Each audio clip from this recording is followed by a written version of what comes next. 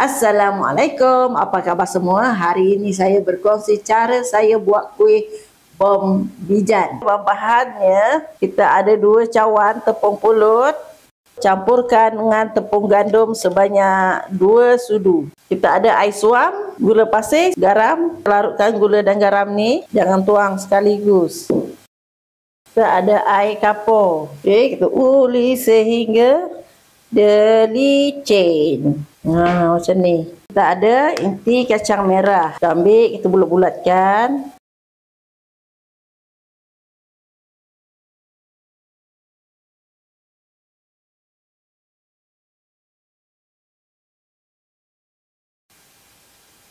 Basahkan adunan kita dengan air tepung jagung.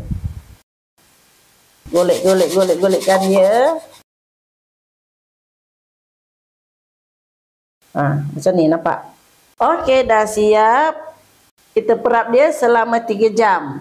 Kalau kita terus goreng macam ni, nanti dia meletup. Ini kena kacau selalu bagi dia rata. Okay, nampak dia dah kekuningan macam ni. Dah ready untuk diangkat.